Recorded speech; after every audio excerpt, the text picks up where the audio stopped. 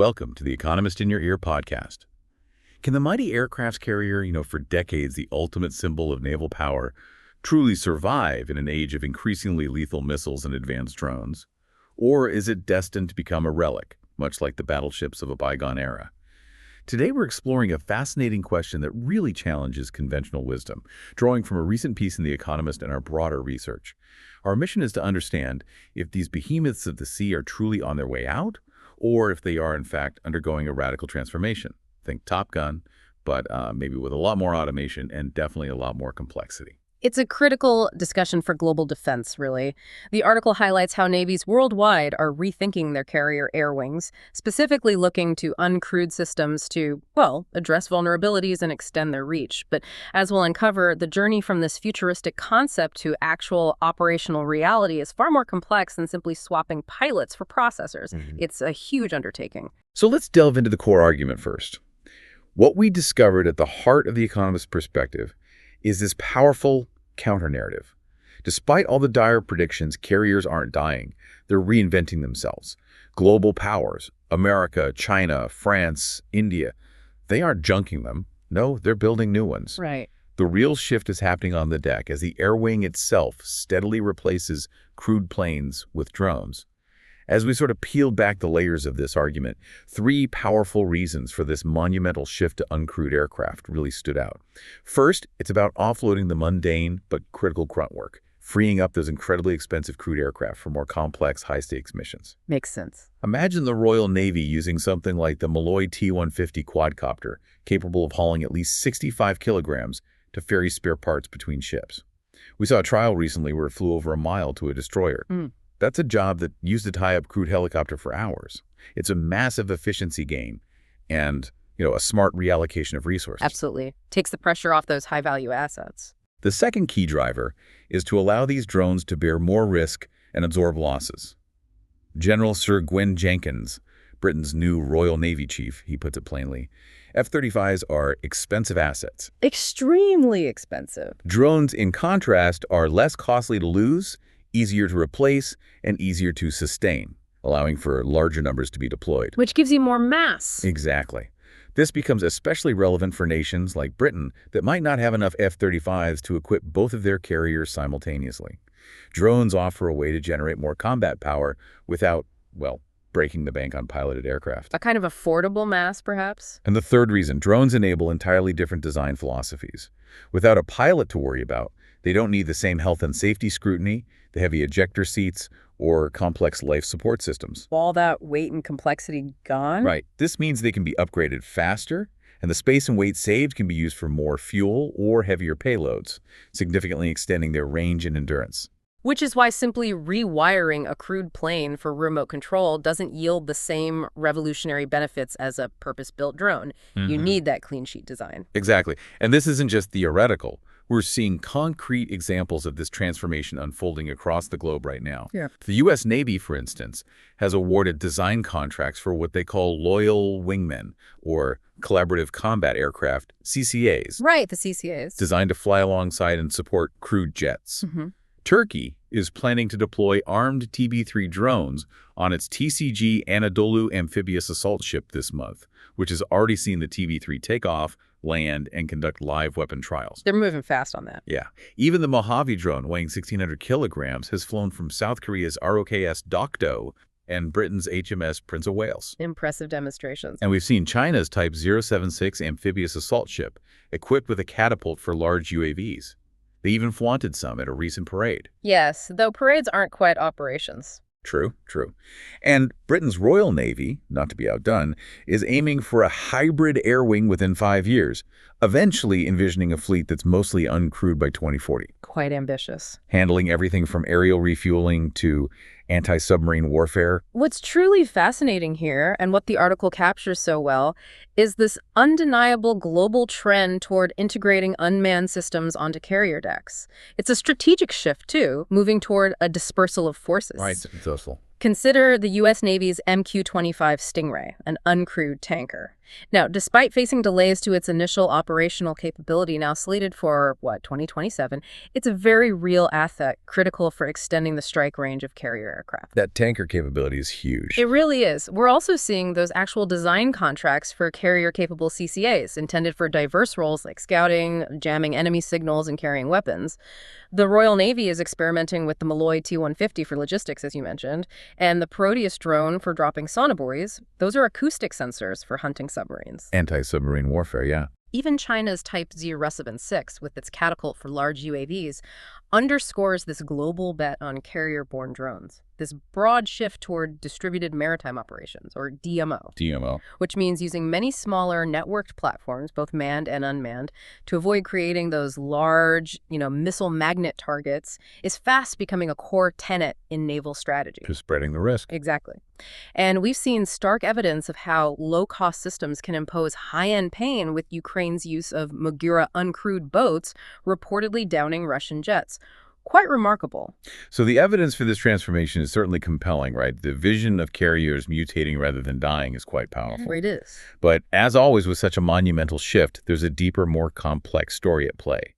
When we delved into our supplementary material, what were some of the key tensions or challenges that emerged? Things suggesting this isn't quite as straightforward as simply drones fix everything. Indeed. While the vision presented is inspiring, a critical examination reveals several areas where the framing might be a bit too optimistic, or where the reality is simply slower and more constrained. Okay. For example, the idea that drones make carriers safe again, that's only half true, really. How so? Well, uncrewed aircraft absolutely help push the threat bubble back, extending the carrier's reach. That's clear. However, a carrier's true survivability problem isn't just about pilots getting shot down. It's also about its command and control, or C2 systems, and its signature, meaning how detectable it is by enemy sensors. Its visibility. Precisely.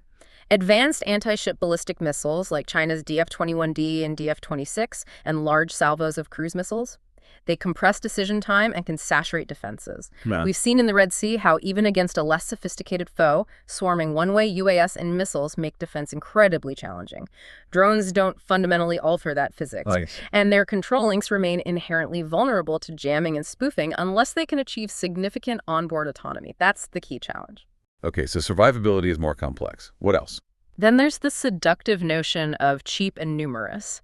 The article mentions collaborative combat aircraft, CCAs, costing around $20–30 million. Which sounds cheap compared to an F-35. It does, but when you factor in sophisticated sensors, electronic warfare suites, the actual weapons, spares, and the trained personnel needed for maintenance and operation, you're not fielding a truly attritable or easily expendable asset. Not quite throwaway. Not at all. Yeah. Carrier deck spots and maintenance hours are finite resources. Simply swapping F-35s for CCAs does not automatically double the sortie mass or combat output.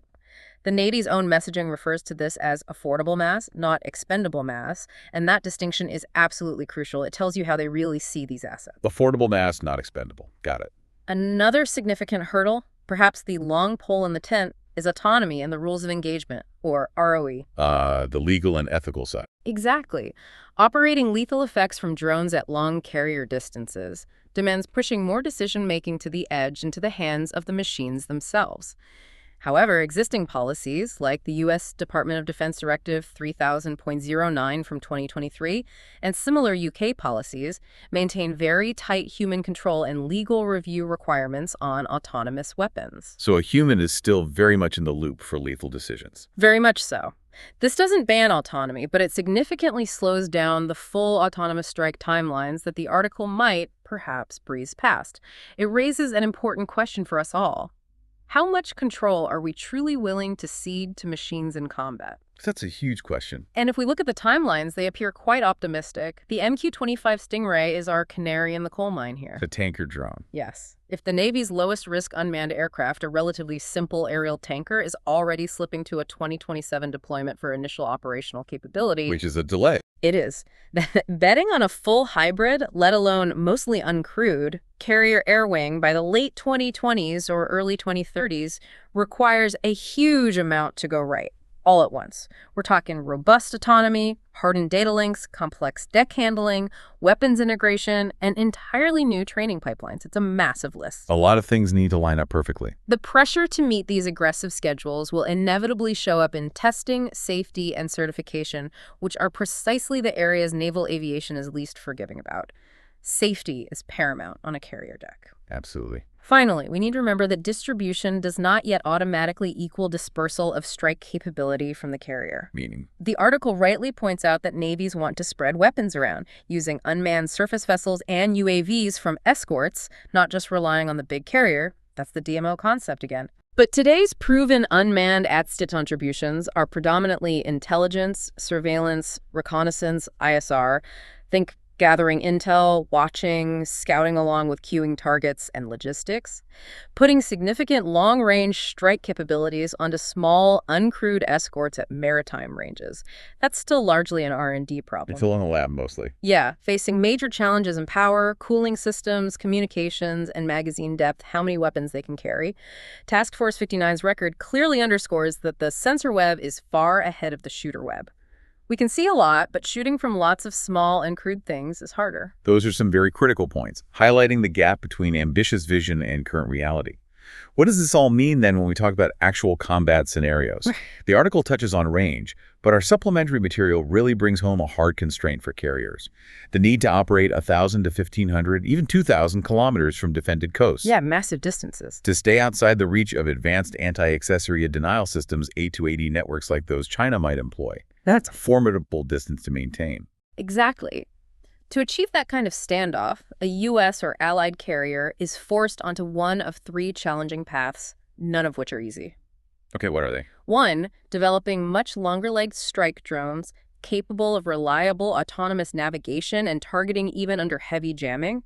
2, implementing heavy organic tanking, starting with the MQ-25, then perhaps something even bigger to extend the reach of all aircraft. More gas in the air. Essentially, yes.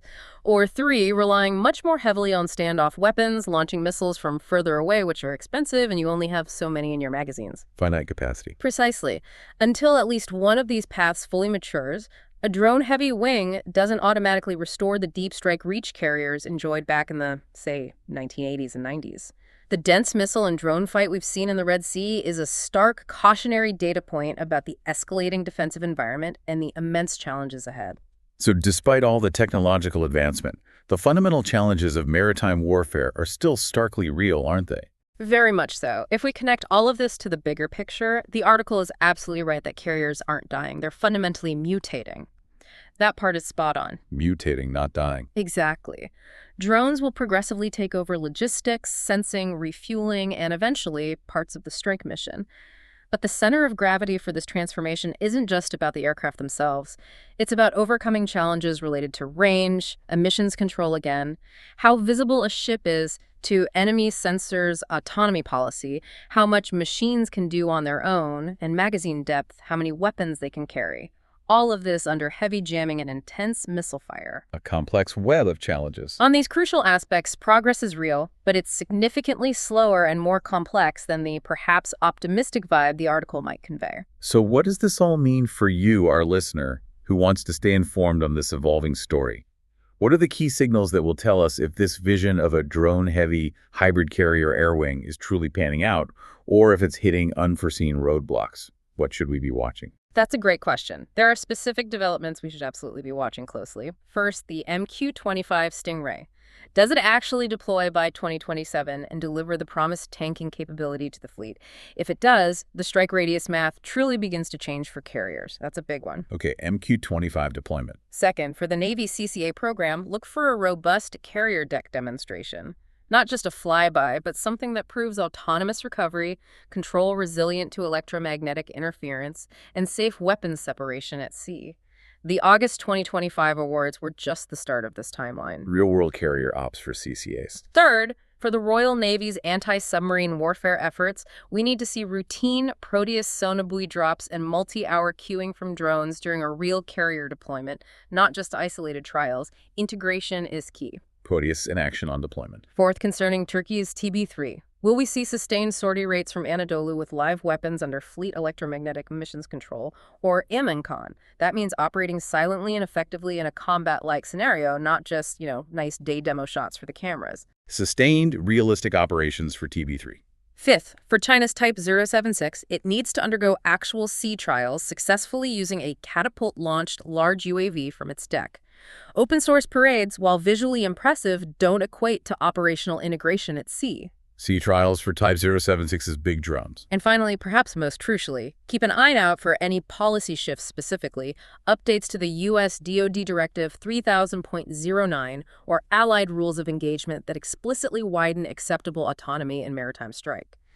That would be a potential game changer for unlocking bolder operational concepts. Watching the rulebook change. Exactly. Policy often lags technology. So for the next decade, we should anticipate carriers evolving into more distributed command and control and anti-submarine warfare motherships, supported by a growing unmanned entourage. That seems like the most probable path, yes. They will be powerful, yes, but still profoundly limited by physics and policy until breakthroughs in tanking, autonomy, and long-range weapons all mature together. It truly is a fascinating, complex future unfolding before our eyes. Absolutely a slow, complex mutation. Thanks for listening. Follow us for daily insights into world affairs. And don't forget to like, comment, and share.